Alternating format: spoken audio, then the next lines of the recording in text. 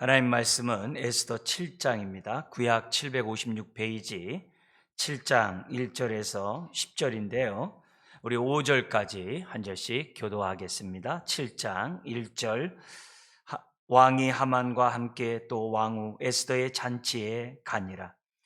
왕이 이 둘째 날 잔치에 술을 마실 때 다시 에스더에게 물어 이르되 왕후 에스더여 그대의 소청이 무엇이냐 곧 허락하겠노라. 그대의 요구가 무엇이냐 곧 나라의 절반이라 할지라도 시행하겠노라. 왕후 에스더가 대답하여 이르되 왕이여 내가 만일 왕의 목전에서 은혜를 입었으며 왕이 좋게 여기시면 내 소청대로 내 생명을 내게 주시고 내 요구대로 내 민족을 내게 주소서. 나와 내 민족이 팔려서 죽임과 도륙함과 진멸함을 당하게 되었나이다. 만일 우리가 노비로 팔렸더라면 내가 잠잠하였으리이다. 그래도 대적이 왕의 손해를 보충하지 못하였으리이다 하니 같죠. 아수에로 왕이 왕후 에스더에게 말하되 이르되 감히 이런 일을 심중에 품은 자가 누구며 그가 어디 있느냐 하니. 아멘. 오늘 말씀의 제목은 3절에 있는 것처럼 내 생명을 내게 주시고 내 민족을 내게 주소서라는 제목으로 우리가 말씀을 나누곤 하는데요.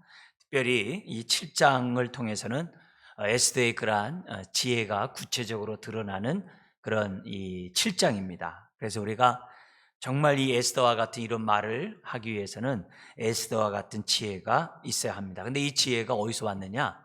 죽으면 죽으리라는 그 믿음과 또 3일 금식하면서 하나님 앞에 기도한 그 결과 위로부터 오는 지혜를 에스더가 덧입게 되었다. 그래서 위기 속에 하늘의 지혜로 해결하는 것을 보게 되고요. 또 우리가 배워야 될 것은 에스더의 이런 신중함, 이런 것들을 배워야 한다는 거죠. 이 신중함이라는 것은 하나님의 뜻을, 하나님의 인도하심을 앞서지 않겠다고 하는, 하나님의 인도에 귀 기울이면서 내가 행동하겠다고 하는 신중함입니다. 그래서 우리가 기도할수록 하나님의 뜻을 앞서지 않죠. 하나님의 인도를 앞서지 않죠. 기도할수록 하나님의 때에 하나님의 뜻에 순종하는 자들이 되기 위해서 우리가 이 에스더를 통해서 이런 순종함을 배워야 한다고 봅니다.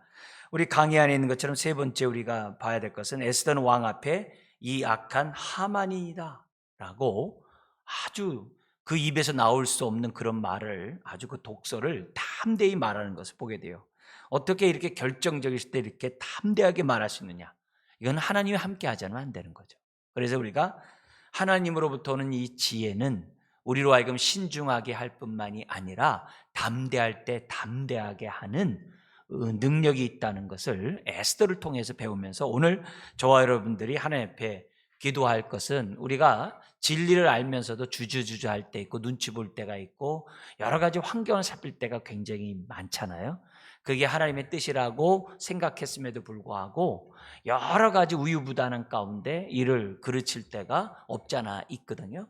그래서 우리들이 하나님의 말씀을 듣고 우리가 하나님 앞에 기도하는 그 이유는 위로부터 오는 지혜를 덧입고자 하는 거거든요. 근데 그 위로부터 오는 지혜의 특징을 보면은 이처럼 때에 맞는 말, 그리고 신중함, 담대할 때 담대함을 나타내는 그런 능력이 있다는 것을 우리 에스더의 이런 모습을 통해서 우리가 배워야 되고, 하나님의 배후에서 역사하시는 하나님을 믿는 저와 여러분들은 이 모습들을 우리들이 잘 우리가 깨달은 가운데 나를 통해서 이루고자 하는 그 뜻을 정말 순종함을 이루어갈 수 있는 저와 여러분이 돼야 된다. 늘 우리가 말씀드립니다만 베드로가 바다 위를 걸으려면은 배에서 뛰어내려야 되거든요. 근데 배에서 못 뛰어내려요.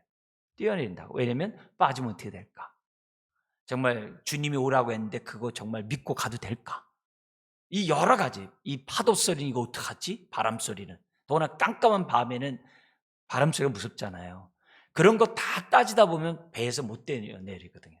주님은 뛰어내리라고 그러는데 못 뛰어내리거든요. 그러니까 그런 의미에서 우리들이 오늘도 말씀을 듣는 거고, 또 우리가 뭐예요? 기도함으로 지혜를 덧입는 거거든요.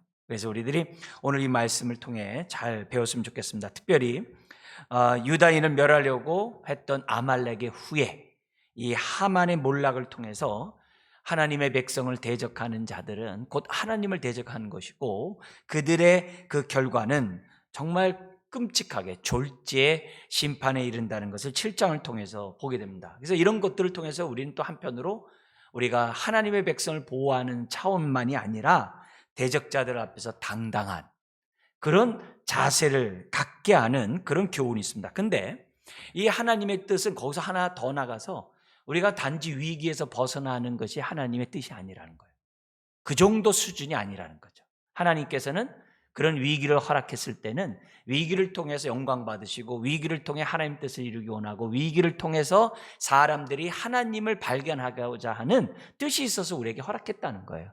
그래서 하나님께서는 이런 것들을, 위기를 넘기는 게 아니라 주의 백성이 존귀한 자가 되어서 배후에서 역사하신 하나님이 영광을 받도록 하고자 하는 것이 하나님의 뜻이다. 이걸 우리들이 이런 본문을 통해서 배우셔야 돼요. 그러니까 우리 인생을 볼 때 내가 우환을 만나지 않고, 내가 어려운 일 겪지 않고, 어려움에서 내가 벗어나는 거, 할렐루야, 그렇게 하면 안 된다는 거죠.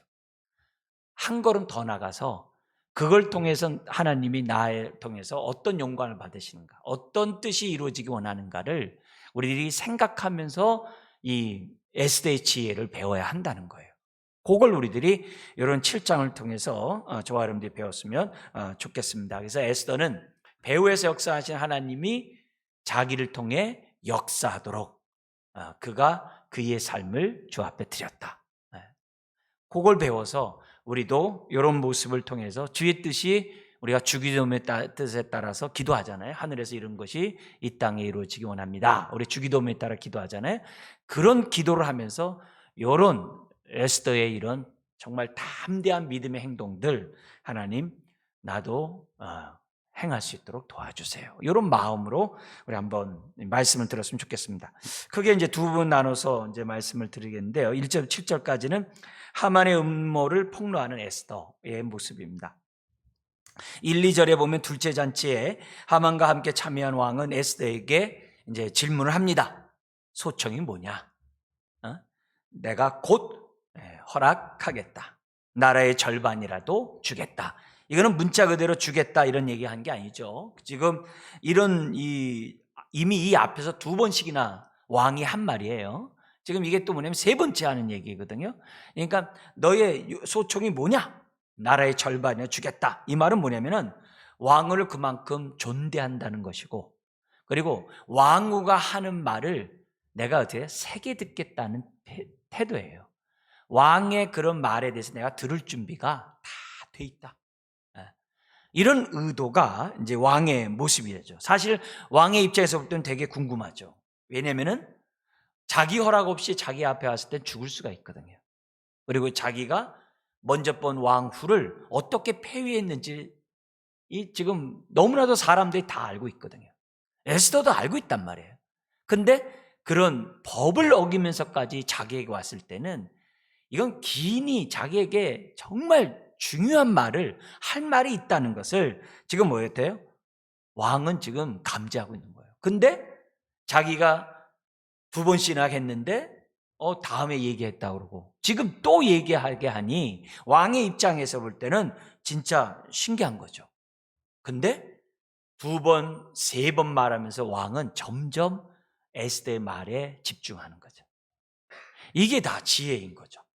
물론 하나님의 배후에서 역사하시는 그런 부분이지만은 그 세 번째 말할 때까지 기회를 사는 이 에스더의 이런 모습들은 정말 우리가 배워야 될 그런 자세예요. 그러니까 왕은 경청할 준비가 다 돼 있다는 거예요.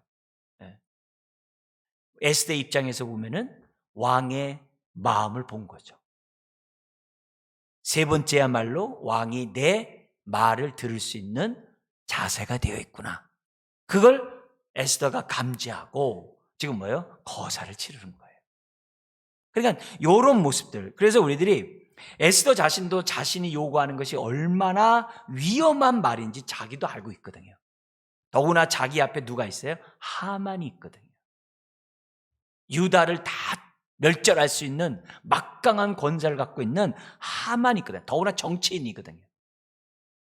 그리고 자기가 더구나 왕이 조서를 내려서 정한 날에 유다를 갖다 다 죽이고 재산을 몰수한다는 이런 이 엄연한 이 조서를 갖다가 번복할 수 없다는 거 에스더가 잘 알거든요. 그러니까 3-4번 하는 거예요. 에스더는 뜸을 들이는 거예요. 뜸 들이는 것보다도 기회를 사는 거죠. 왕이 정말 내 말을 들을 마음의 자세가 있는가. 자, 여기서 우리가 첫 번째 교훈은 뭐냐면은 하나님이 역사하시면 하나님은 끝까지 그 뜻을 이룰 때까지 진행하신다는 거예요. 이걸 우리들이 기본적으로 생각해요. 세상에서 이런 게 있어요. 물 들어올 때 노 져라. 이런 말들 많이 해요. 물 들어올 때 노를 져야 된다. 이런 말을 하면서 기회가 왔을 때 기회를 딱 잡아야 된다. 이런 얘기를 많이 얘기들 합니다. 그러나 저와 여러분들은 하나님이 뜻하신 것들은 반드시 이루어진다는 믿음이 있기 때문에 오늘 뭐냐면은 하나님이 자기 백성을 구원하고자 계획하시고 작정하셨으면요, 반드시 끝까지 그 뜻을 이루신다는 믿음 속에 저와 여러분들 또한 어떻게 돼요? 조바심을 너무 어떻게 돼요? 갖지 않도록 주의해야 된다는 거죠. 왜냐하면 그 조바심 때문에 일을 그르칠 때가 많이 있거든. 낚시도 보면요, 입질을 할 때 이게 딱 보고서 입질하는 거 본다고 무조건 땡기면요, 그거 먹이만 뺏긴다고요. 딱 입질하다가 어느 순간 탁 무는 순간에 낚아채야지, 그거 찌를 보고 낚아채야지 그냥 했다가는 고기 놓칩니다. 그런 것처럼 우리가 하나님의 일을 하는 데 있어서 이 조바심이 하나님의 일을 그르칠 수 있는 그런 일들이 많이 있다는 거죠. 근데 에스더는 바로 하나님이 우리 유다 백성을 향해 역사할 것을 믿는데, 지금 뭐냐면 에스더는 정말 구원하시는 하나님이 요 절묘한 요 타임을 그런 환경을 줄 때까지 에스더는 기다리고 있다가 마지막 먹이를 무는 그 순간에 거사를 치르고 있다는 거죠. 우리가 물론 뭐냐면 이거 한 번 얘기했을 때 첫 번 나라의 절반을 주겠다, 왜 그러냐, 그렇게 얘기했어도 배후에서 역사하시는 하나님이기 때문에 다 들어주겠지, 이렇게 말할 수 있어요.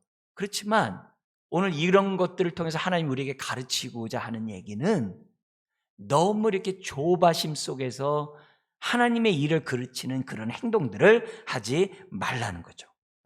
아무리 기회가 왔다 하더라도요, 정말 왕 앞에 서서 말할 수 있는 기회가 왔다 하더라도 왕이 들을 마음이 없으면 말하면 안 돼요. 왕이 들을 마음이 있을 때 말을 해야 그것도 말이 통하는 거죠. 그죠? 그러니까 그런 상황이 필요하다는 거죠. 여기 우리 앞에서 우리 느헤미야 배웠잖아요. 느헤미야가 기회를 사기 위해서 4달 동안 금식 기도를 했잖아요. 그것도 하나님을 경외하는 사람들과 함께 4달 동안 기도를 했다고 그랬잖아요. 그러면 느헤미야가 하나님이 함께 하시는 걸 믿고 있고 하나님이 자기 백성을 돌보시는 걸 알고 있는데 딱 가지고 제가 유대 포로를 끌려온 후손인데요 하면서 이거 얼마든지 자기가 얘기하고 싶은 거 쫙 얘기할 수 있을 거 아니에요. 우리가 생각할 때 담대하게. 그게 아니거든요. 요 느헤미야도 위로부터 오는 지혜를 더듬었거든요. 왕께 은혜를 얻게 하소서. 그게 기도 4달 동안 기도의 핵심 내용이 그거예요. 왕께 은혜를 받게 해달라고. 그게였거든요. 근데 그 말을 하는 기회를 느헤미야가 샀던 거거든요. 그게 뭐예요? 어느 날 갑자기 안색이 이렇게 어두워져 가지고 왕이 음식을 먹는 상에 딱 보니까 너 왜 얼굴 왜 그래? 왜냐면 독살을 많이 시키니까. 자기가 그렇게 그 얼굴을 표현하려고 표현하는 게 아니거든요. 어쩔 수 없이 그게 우러나온 거예요. 근데 바로 그때 하늘의 하나님 앞에 기도하고 지혜로 쫙 얘기하잖아요. 바로 그 얘기가 에스더에게도 동일하게 나오는 거죠. 아브라함도요, 신중하지 못해가지고 이스마엘이 나와요. 이해되죠? 그죠? 신중하지 못해서 이스마엘이 나왔단 말이에요. 하나님의 뜻을 앞서버렸다고. 정말 더욱더 아브라함이 거기서 신중해야 했어야 되는데, 그래야 이삭을 100세에 얻으면 되는데, 하나님의 뜻은 자기는 어떻게 돼요? 인간의 욕심 가운데 그 뜻을 이루고자 인위적인 방법으로 이스마엘, 하갈을 통해서 이스마엘을 낳았단 말이에요. 이게 문제라는 거죠. 사울 왕이 있잖아요, 구약에. 조바심 때문에 백성들이 흩어져요. 사무엘은 안 와요. 그래서 뭐라 그랬어요? 해서는 안 될 행동을 하잖아요. 그게 뭐예요? 왕이 제사장 직분을 수행하는 거예요. 제사를 드리는 거예요. 그게 뭐예요? 사울왕의 조바심 때문에 결국 폐위되잖아요. 그러니까 우리들의 일상생활 속에서 정말 우리가 신중함을 우리가 배우자고 했는데, 그 신중함은 하나님의 뜻을 우리가 발견하는 것과 동시에 그때 하나님을 앞서지 않는 그때를 우리가 뭐냐면 찾고 행동하는 저와 여러분들이 되어야 한다는 거죠. 기도 응답도 마찬가지예요. 내가 하나님 뜻대로 기도했기 때문에 하나님이 내 기도 들어줄 거야. 아멘. 나는 갑니다. 이렇게 얘기하는 것보다도 기도 응답에도 하나님의 때가 있다는 거죠. 그 때를 우리들이 잘 생각해서 우리들이 믿음의 행동을 해야 한다는 거죠. 동시에 더 나가서 내가 기도하지 않는 것을 하나님이 응답해 주지 않는다는 강박관념이 없지 않아 있어요. 내가 구하지 않는 것도 줄까? 네, 오늘 본문도 뭐라고 그래요? 대적자 하만만 제거하는 게 아니라 유다 백성이 구원을 얻고, 유다 백성만이 구원을 얻는 게 아니라 모르드게가 하만 자리를 차지하잖아요. 그건 기도 내용이 아니에요. 구하지도 않는 것을 주신 거거든요. 왜요? 에베소 3장 20절에 얘기했잖아요. 우리가 생각하고 구하는 것보다 더 후히 주실 하나님, 후히 주실 그런 하나님이 우리가 믿는 하나님이기 때문에 뭐 하지 말자? 안달복달하지 말자는 거죠. 안달복달하지 말라. 오히려 기도하면서 차분하고 기도하면서 하나님의 인도를 구하는 것이 저와 여러분들이 가져야 될 텐데요. 기껏 기도해 놓고 응답을 앞서 버린다든지, 기껏 열심히 기도해 놓고 신중함을 잃어버려 가지고 일을 그르친다든지, 이렇게 하는 게 아니라는 거죠. 비록 그것이 하나님의 뜻이라고 확신해도 그 뜻을 이룰 수 있는 기회가 있다는 것. 여리고 성이 무너지는 게 하나님의 뜻이에요. 근데 그 여리고 성을 무너뜨리려면 어떻게 돼요? 하나님의 말씀에 따라 평일날은 6일 동안 한 바퀴 돌아야 되고 마지막에 7바퀴 돌아야 돼요. 7바퀴 돌 때 소리를 내면 안 돼요. 그리고 마지막 때 소리를 질러야 돼요. 이런 규칙이 있는 것처럼 우리들이 신앙생활에서 여리고성이 무너지는 게 아멘 그래가지고 아무렇게나 가면 안 된다는 거죠.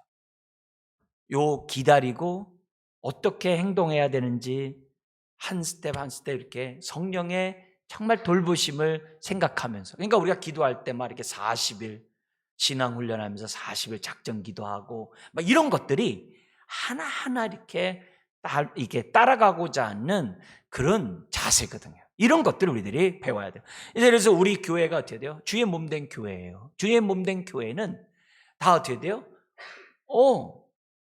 30배, 60배, 100배의 결실을 맺는 것이 주의 몸된 교회예요. 그거는 하나님의 뜻이에요. 근데 여기서 어떻게 돼요? 신중해야 될 지혜가 필요한 거죠. 우리가 왜 40일 신앙훈련도 하고 막 신년 특세도 하고 뭐 때마다 무슨 집회를 하고 막 기도회도 하고 막 이런 일들을 왜 하는 거예요? 정말 교회 가만히 있어도 주님의 몸인데 주님이 알아서 할 텐데, 그게 아니라 그때에 맞게끔 우리가 깨달아서 은사와 직분에 따라서 나는 어떻게 해야 되고 우리는 어떻게 해야 되고 이런 인도들, 이런 지혜를 얻고자 저와 여러분들이 이렇게 집중해서 우리가 뭐예요? 하나님 앞에 합심해서 기도하고 우리가 나아가는 거 아니겠습니까? 그러니까 이런 부분에서 우리들이 꼭 교회만이 아니에요. 내 인생에 있어서도 마찬가지고 내 가정에서나 직장에서나 주의 뜻을 이루는 데서는 항상 이런 것들이 있다는 거죠. 자, 그러면서 하나님이 이렇게 배후에서 역사하실 때에는 요 하나님의 때가 있는데 거기에 플러스 하나 더 있어요. 뭐가 있냐면요, 앞서지 말아야 되는 게 있는데 또 하나가 있는데 뭐냐면, 저나 여러분뿐만이 아니라 세상 사람들이, 내 주변 사람들이 합리적으로 납득이 되게 하면서 하나님의 뜻을 이루세요. 이게 뭐지? 이렇게 하는 게 아니라 하만은 내가 이래서 죽는 거구나, 자기가 깨달아요. 얘기하면. 그리고 왕의 입장에서도 볼 때, 내가 정말 섣불리 내가 하만 같은 사람 말 들어서 내가 행동할 게 아니구나. 자칫 잘못됐다간 내 사랑하는 왕후까지도 내가 졸지에 내가 죽일 수 있는 그런 위험한 행동을 했구나, 이런 식으로. 그러니까 모든 것들을 하면서 이성적으로 합당하게 상대방이 납득이 되게끔 하나님이 뭐냐면 일들을 행하시는 것을 저와 여러분들이 잊어서는 안 돼요. 그래서 이 에스더는 자기 입장에서 어쨌든 지금 뭐예요? 굉장히 최선을 다하는데 굉장히 신중하면서도 아주 합리적인 그런 방법으로 일해 나갔던 것을 보게 됩니다. 자, 그래서 오늘 우리 몸된 교회뿐만 아니라 여러분의 인생을 하나님 복 주세요. 왜 그래요? 자녀니까. 그래서 선한 목자께서 자녀를 돌보게 돼 있어요. 그건 반드시 그 하나님의 뜻이에요. 근데 그 뜻과 오늘 나의 삶에 이런 에스더와 같은 지혜로운 이런 믿음의 행동이 맞아야 된다는 거예요. 엇박자가 되지 말고 앞서지도 말고 너무 뒤서지도 말고 그런 때를 달라고 우리가 기도하는 거죠. 이게 기도하는 거죠. 그런 게 오늘 우리들에게 필요한 거예요. 자, 그러자 에스더가 왕의 질문에 대해서 어떻게 답을 합니까? 요 3절 4절인데 우리 한 번 더 읽어볼게요. 왕후 에스더가 대답하여 이르되 왕이여 내가 만일 왕의 목전에서 은혜를 입었으며 왕이 좋게 여기시면 내 소청대로 내 생명을 내게 주시고 내 요구대로 내 민족을 내게 주소서. 나와 내 민족이 팔려서 죽임과 도륙함과 진멸함을 당하게 되었나이다. 만일 우리가 노비로 팔렸더라면 내가 잠잠하였으리이다. 그래도 대적이 왕의 손해를 보충하지 못하였으리이다 하니, 전반부와 이 3절과 4절이, 특히 4절 내용은요, 왕이 보기에는 납득되는 얘기까지 딱 하잖아요. 사실 이런 말까지 할 필요는 없겠죠. 근데도 자기가 뭐예요? 왕에게 이성적으로 이해가 될 수 있는, 자기가 할 수 있는 말들을 다 변론하는 이런 모습을 보십시오. 자, 근데 여기서 보세요. 에스더는 왕의 질문에 대해서 뜻밖의 대답을 합니다. 나라의 절반을 달라 주겠다고 하는 그 왕 앞에서 뭐냐면, 내 생명 좀 살려달래요. 내 생명 나에게 달래요. 그리고 내 민족을 갖다가 달래요. 여기서 유다 민족이라 안 그래요. 내 민족이라고 그래요. 내 생명뿐만 아니라 내 민족을. 왜냐면 왕후니까 나라의 절반을 주는데 뭐 한 민족 주는 게 뭐가 문제겠어요. 내 민족을 나에게 달라. 유다라고 안 그랬어요. 이 말에 이게 뭐냐면, 이게 에스더의 말, 아다르고 어다른 그런 모습이에요. 똑같은 말이지만 이런 말들이 왕의 마음을 움직이기에 충분하다는 거예요. 이미 4절에서도 뭐라 그래요? 나와 내 민족이 팔려서 죽임과 이렇게 얘기했지, 여기서도 유다 민족이라고 말하잖아요. 오히려 뭐라 그래요? 노비로 팔렸다라면 저 가만히 있겠습니다. 설령 우리가 뭐예요? 왕에게 뭐예요? 정말 이 유다 민족이 다 죽었다 할지라도 그 하만이 당신에게 그 돈을 준다고 하는 그거 손해입니다. 우리 민족이 그만큼 쓸모있는 민족이라는 그런 내용들이 들어가 있는 거예요. 그래서 요 에스더의 이런 말을 할 때, 직접적인 말을 할 때, 지금 때와 함께 지금 직접 말을 하잖아요. 말을 할 때 우리가 조심해야 될 게 있어요. 뭘 조심해야 되냐면요, 우리는요, 내가 옳다고 생각하는 것이 딱 쓰면요, 자기만 옳은 줄 알고요, 내가 옳은 것을 상대방도 옳다라고 이렇게 착각할 때가 있어요. 그래가지고 이게 누가 보더라도 옳다라고 딱 생각하는 그 부분에 대해서, 누가 보더라도 이거 옳다 그러면요, 자기가 요청한 것에 대해서 상대방이 받아줄 것이라는 기대를 가지고, 확신을 가지고 얘기를 해요. 그리고 만약에 반대로 상대방이 내가 한 말에 대해서 받아들이지 않으면요, 쪼잔하다라고 이렇게 치부하는 경향이 없잖아 있어요. 근데 중요한 건 뭐냐면은, 내가 요청한 것을 상대방이 기쁨으로 응답하도록 요청하는 게 하늘의 지혜이지, 억지로라든지 마지못해든지 상대방이 그렇게 이렇게 순응하면서 도와주도록 하는 것은 하늘의 지혜가 아니에요. 하늘의 지혜가 아니에요. 그래서 우리가 말을 할 때 상대방의 입장이나 마음을 고려하지 않고 강청하는 이런 행동들은 지혜롭지가 못해요. 근데 에스더가 하는 그 모습은 왕의 권위를 살려주는 건 두말할 것도 없고, 자신의 겸손함을 그 대화 속에서 얘기를 해요. 그리고 더 나아가 이치에 맞는 얘기를 해요. 우리가 다 죽으면 왕에게 손해입니다. 제가 종으로 팔려가는 것까지라도 뭐라고 하지 않겠습니다. 그냥 겸손한 거 두말할 뿐, 그러니까 상대방에게 칼자루를 주는 거예요. 상대방에게 그걸 다 맡기는 거예요. 그리고 상대방이 뭐냐면 그 행동할 수 하는 데 있잖아요, 이성적으로 아주 타당한 그런 대안을 갖다 제시를 하면서 지금 에스더가 하고 있다는 거예요. 여기에 하나 더 플러스는 뭐 있어요? 여성의 그 감성. 특히 이거 얼마나 울면서 얘기했겠어요. 그 아주 엄청난 무기를 가지고 왕에서 그렇게 호소를 했을 때 왕의 마음은 간드러지는 거죠. 감히 누가. 이건 이를 말할 수 없는 거예요. 그러니까 이런 태도가 딱 나오니까 왕이 5절 같이 행동할 수밖에 없어요. 뭐라고 그러냐면은 감히 이런 일을 심중에 품은 자가 누구며 그가 어디 있느냐 하니. 에이 설마 누가 그러겠어. 누가 왕에게 데 이렇게 얘기한 게 아니라 감히 딱 나오는 거예요. 더구나 이때가 뭐예요? 잔치술을 마실 때 그랬잖아요. 2절에. 지금 뭐예요? 술이 딱 들어가가지고 어떻게 돼요? 마음이 모든 게 무장해지가 되고 기분이 좋고 아주 그냥 이성적인 것보다 이런 감성적인 그런 것들이 흥이 딱 올랐을 때 딱 이런 말을 딱 하니까 어떻게 돼요? 감히. 예. 바사제국의 황제의 아내인데 누가 나의 부인을 갖다가 그렇게 마음에 생각하는 자가 어디 있냐 이게. 진위를 따질 것도 없어요. 누가 감히. 예. 이게 얼마나 기가 막힌 상황이에요?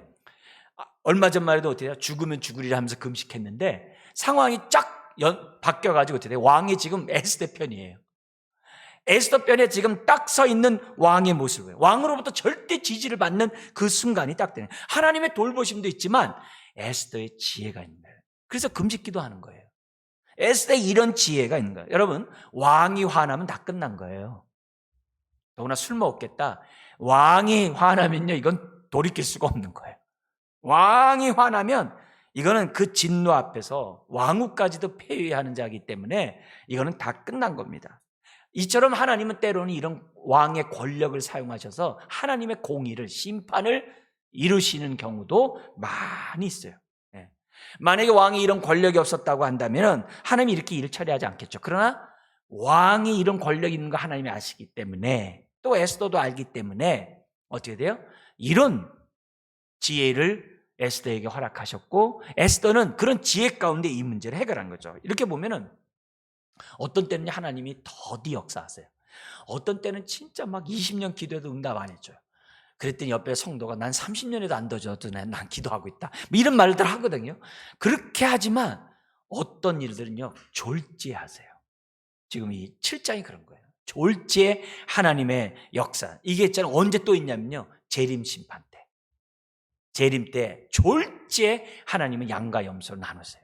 그때는 정말 졸지에 모든 것들을 행하시기 때문에 저와 여러분들이 항상 어떻게 돼요?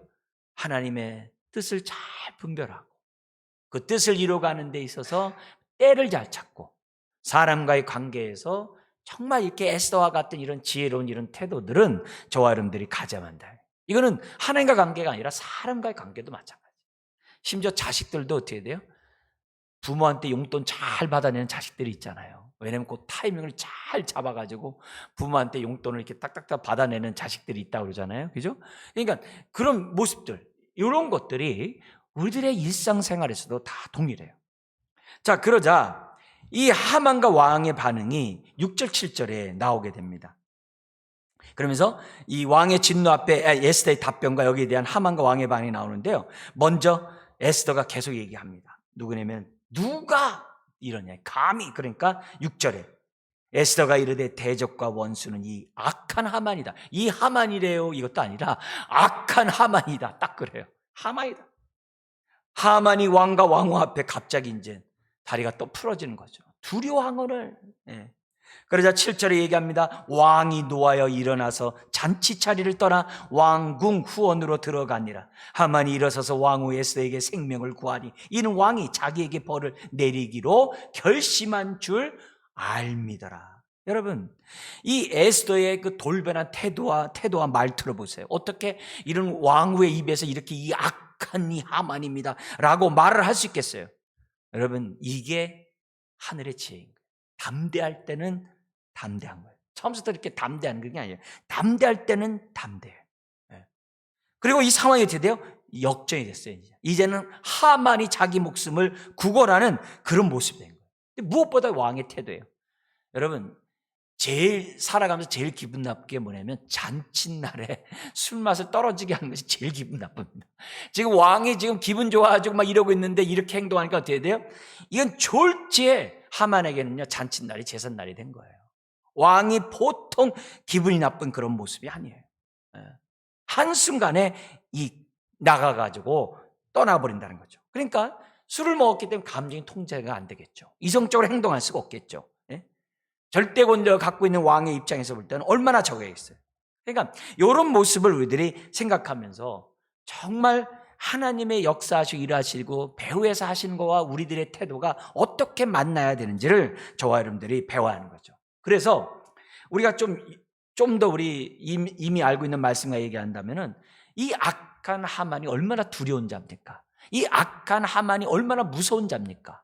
무소불위의 권력을 다 휘두르는 그런 자거든요. 예? 정말 이 왕의 버금가는 그런 권세를 갖고 있는 이 사람이 얼마나 두렵겠어요. 근데 에스더는 그 순간에 하만을 두려워하지 않아요. 이미 죽으면 죽으려 했기 때문에 이 악한 하만이다라고 담대히 얘기했다는 거예요. 이게 성령의 능력 없이는 안 되는 거예요. 안 되는 거예요. 이 비슷한 일이 초대교회 상황에서도 많이 있었거든요. 버가모 아시죠? 7교회 우리 터키에 있는 그 7교회 그 버가모 교회 있잖아요. 그 버가모 교회에 버가모 그 지역에 재판 일지가 발견이 됐어요. 순교자들의 재판 일지가 발견됐는데 거기 그 글에 이런 글이 있습니다. 뭐냐면은 거기 그리스도인이라고 하는 카르푸스와 파필루스의 순교 이야기가 재판에 나와요. 총독 앞에서. 총독이 얘기합니다. 왜 황제 명을 따라서 황제 우상 숭배를 왜 안 하냐? 그러니까 카르푸스가 얘기합니다. 저는 크리스찬입니다. 저는 우상 숭배할 수 없고 오직 하나님께만 제사를 할 뿐입니다. 우상들에게 결코 제사를 하지 않을 것이고 귀신들의 거짓 형상에 절대 제재할 수 없습니다. 왜냐하면 그들과 같은 자가 되기 때문입니다. 그러자 총독이 그를 쇠 갈고리로 살을 찢기게 하는 그 고문대에다 매달아 놓고 하나하나씩 끌어내는 그런 형벌을 해서 죽입니다. 근데 또 파필루스에게 또 옆에 얘기합니다. 파필루스에게 황제 우상 숭배를 하라. 총독이 말합니다. 그러자 그 사람이 얘기합니다. 젊을 때부터 하나님을 섬겨온 나는 한 번도 우상들의 제사한 적이 없습니다. 왜냐하면 나는 그리스도인이기 때문입니다. 더 이상 제게 다른 말을 들을 것이라 기대하지 마십시오. 이보다 더 선하고 귀한 고백은 있을 수 없습니다. 하면서 어떻게 돼요? 똑같이 쇠 갈고리 거기 달려가지고 갈고리로 찢겨나가는 고통을 하는데 고문하는 사람이 3번씩이나 교대를 해도 신음소리 하나 안 냈대요. 차를 이렇게 끌고 가는데도 안 했대요. 그러자 총독이 명령해서 산채로 불태워 죽여라. 그런데 둘이 웃더래요. 스데반 집사같이 웃더래요. 웃으니까 거기 보니까 군중들이 얘기하는 거예요. 왜 웃냐? 이렇게 군중들이 하니까는 그 두 사람이 그랬다는 거예요. 이제 카르푸스가 그랬대요. 나는 주의 영광을 받습니다. 스데반 집사같이 주의 영광을 받습니다. 하면서 얼굴이 이렇게 천사같이 얼굴이 변했다는 거예요. 근데 그 경광을 보고 있었던 그 군중 속에 있었던 크리스찬 아가토니케라는 여인이 있었어요. 엄마인데 이 여인이 뭐냐면 자기도 나가면서 나도 지금 카르푸스가 본 그 영광을 봤습니다.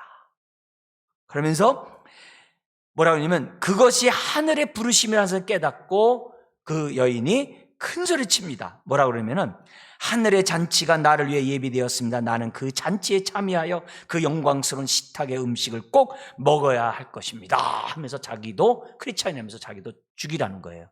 그러자 군중들이 외칩니다. 당신의 자식들을 불쌍히 여기소서. 당신 자식을 생각해서 그러지 말라는 거죠. 그러자 그 여인이 말합니다. 내 자녀들에게는 내 아들에게는 하나님이 계십니다. 하나님이 그를 돌볼 겁니다. 나는 잠깐 그의 곁을 떠난 뿐입니다. 하면서 자원에서 못 박혀서 죽어요. 그때 사람들이 넌크리스찬들이 울면서 뭐라고 소리 지르냐면은 이것보다 잔인한 형벌이 어디 있느냐. 십자가의 그런 형벌이나 화형 이런 것들. 이 법은 참으로 불의하도다 하면서 로마 사람들이 얘기를 했다는 거예요. 이런 게 있어요. 그러니까 이 사람들이 어떻게 그 순간에 담대할 수 있냐. 에스더가 어떻게 그 순간에 이 악한 하나님이다라고 말할 수 있겠어요. 이거는 하나님이 배후에서 역사한 것도 있지만은 그가 정말 금식 기도하면서 하나님의 뜻이 무엇인지를 명확하게 알았으니까 말해야 될 때 말을 하는 그런 자라는 거죠. 그러니까 이런 일은 나는 못하는데 그게 아니라 그런 상황이 때마다 예수님 뭐라 했어요? 뭘 말할까 두려워하지 말라. 너희 안에 있는 성령이 다 무엇을 말할지 다 알게 하리라. 할렐루야. 그러니까 우리가 그런 은혜를 우리가 받아야 한다는 거죠. 자, 마지막 우리 8절부터 10절의 내용을 보면요, 요 심판받는 하만이 나오는데요, 6장 13절에 하만의 아내와 친구들의 몰락 예언대로 성취돼요. 그죠? 우리 앞에서 6장 봤었죠? 자, 여기 보면 8절에서 10절에 보면 밖으로 나갔던 왕이 다시 잔치자리로 왔어요. 근데 그때 그 상황이 어떤 상황이 벌어지고 있는가? 8절에 보니까는 같이 한번 읽겠습니다.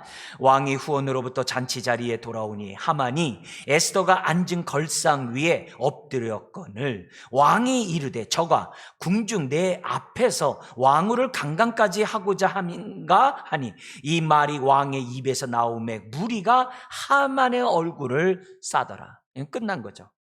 그죠? 그러니까 이 왕의 입장에서 볼 때는요, 겁탈하는 것으로 나왔어요. 내 목숨 살려달라고 애걸복걸하면서 나 좀 살려달라고 했던 그 모습이 왕의 눈에는 왕후를 갖다가 겁탈하려고 하는 그런 모습에 보인 거예요. 여러분, 왕이 다시 잔치자리에 들어간 것도 이상해요. 그냥 가가지고 저 하만 없애라 뭐 이렇게 하면 끝나는 문제인데 또 그 자리에 갔다는 거 보더라도 이건 진짜 대단한 것 같아요. 아마 자기가 화가 나서 나갔는데 당신 목숨과 당신 백성 당신에 주겠다라고 하는 그 말을 못 해가지고 아마 미안해서 다시 갈런지는 모르겠어요. 근데 전혀 상상치 못한 환경이 딱 벌어진 거예요. 이 하나님 배후에서 역사하시는 그 모습이죠. 마치 불법을 행하는 저기 대제사장을 통해서 예수 그리스도를 죽게 함으로 하나님의 영광이 드러나듯이 이렇게 이런 아주 있을 수 없는 그런 일들이 나오는 거예요. 그러니까 왕이 어떻게 너는 그렇게 하냐 이거죠. 근데 지금 보니까 결국 하만은 뭐예요? 걷잡을 수 없는 그러한 쇠락의 길로 갈 수밖에 없어요. 하만의 입장에서 보면요, 억울하지만 자기 입장은 억울할 수 있겠죠. 자기는 살려달라고 한 건데 자기는 겁탈하게 하려고 한 게 아닌데 이 억울함이 유대인의 그 억울한 마음을 대변하는 것 같아요. 자기의 억울함을 알면서 유대의 그 억울함을 알지 못하는 이 모습을 이렇게 연상시키게 하는 것 같아요. 그러자 이제는 하만을 변호해 줄 자들이 아무도 없는 거예요. 놀라운 건 뭐냐면은 하만이 그 절대 권리 갖고 있는 하만이 몰라요? 왕후 겁탈죄로 죽어요. 이게 왜 중요하냐면요, 정치적으로 죽은 게 아니라 겁탈하면 죽었다는 얘기함으로 어떻게 돼요? 유다 백성을 갖다가 12달째 일제 죽이려 했던 그 명령을 내릴 자가 없는 거예요. 그것도 아주 치졸한 제목으로 죽기 때문에 이건 더 이상 이 근거가 없는 거예요. 유대를 죽일 수 있는 어떤 그런 원인들이 없는 그 모습이 나오는 거죠. 근데 여기에 하나님이 구하지 않는 은혜가 또 나와요. 그게 9절이에요. 갑자기 넷이 하르보나가 나와요. 이 하르보나는 1장 10절에 7 내시 중에 한 명이에요. 7명의 내시, 왕을 섬기는 내시 중에 한 명인데요. 이 내시가 뭐라면 이렇게 얘기해요.